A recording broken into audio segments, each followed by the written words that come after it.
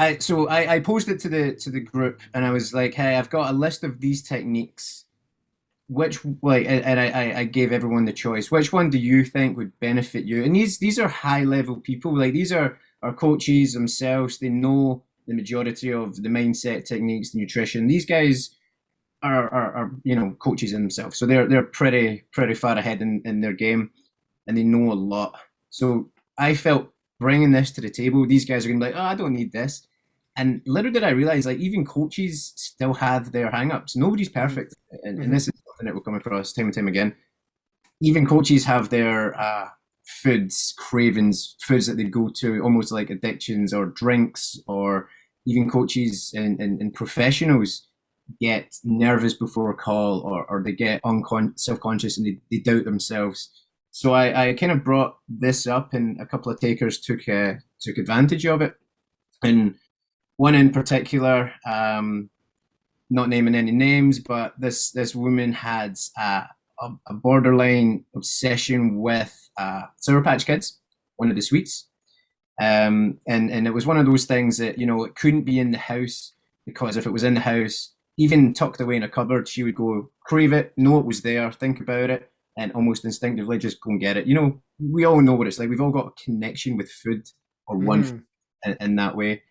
And this wasn't impacting her life, but it was just something that she thought, hey, okay, let's see. Something like this has always been there. What would happen if we done a technique to rewire our brain in a way that doesn't trigger that same response? So we done the technique, and within 20 minutes, we put it to the test. I was asking her questions. Hey, how do you now think about Sour Patch Kids? And she had a gag reflex, because we mapped an image, and we're going to, I'll explain this and then I'll go into some deeper levels of what this actually means. So we mapped the image of, I believe it was, It's a sea fish of some kind, right? An urchin, you said? It was a sea urchin. I had to look at the paper there. So we took the Sour Patch Kid, which she really loved, and mapped that over with a sea urchin, which is something that she didn't like, something that gave her a nasty gagging type of reflex. And now every time she thinks about a Sour Patch, or she looks at a Sour Patch Kid, she gets that kind of feeling. She says it's not so strong anymore, yet it's powerful enough that she hasn't had a Sour Patch Kid in like 2 months since we've done the initial call. And this is because, again, it's we have all of these stories, images, all these things in our minds, and these things are just happening instinctively, yet we can change them at the unconscious level, meaning we change one thing, that's gone. We can replace that with something else that we want.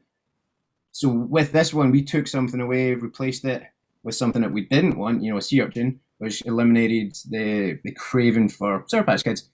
This is life-changing stuff. I've done this one before with someone who was obsessed with sodas, fizzy drinks, like a lifelong addiction almost to drinking Diet Pepsi or Coke or whatever.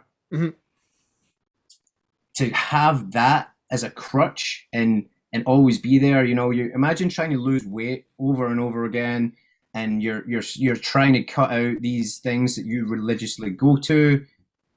Yeah, we all know that sometimes it just doesn't happen. We try certain things, we go back to it. We try certain things, we go back to it.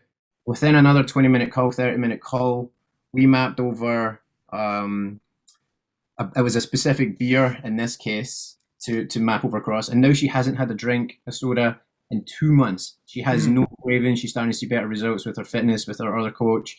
So these are like mad changes that, again, are just all happening at the unconscious level. We are taking something that you have in your brain, in your mind, in your unconscious, removing it, replacing it with something that you really don't want, and that just lasts forever. And I mean, that's just one example of one technique. There's other things. We are in total control of how we feel, all of our states, how we feel. So when we're feeling sad, something's triggered that. When we're feeling happy, something's triggered that. When we're feeling motivated and energized or confident, or whatever feeling you can feel, there's a trigger that leads to that. we can also, through these techniques, manipulate that so we can bring about states that we want to be in. So another example is someone I done a technique with over online, really nervous before going on calls, got a lump in her throat before presenting, just really nervous. And I'm guilty of that myself. And I didn't do a technique on this, but it's just some changes take longer. Doing this, it's instantaneous. So within one technique, how would you like to feel instead? She told me, hi, I want to feel confident. I want to feel, empowered, a bit more calm, cool, collected. Boom, replaced the nerves, the lump in the throat with that. And now that is her constant state before she goes on and presents. Mm-hmm. So again, it sounds outlandish and it sounds woo-woo, yet when you directly speak to the unconscious mind in a manner that it understands, in a manner that's accepting, true change can true change can happen, and that's where it occurs, and it's lasting change, which is huge.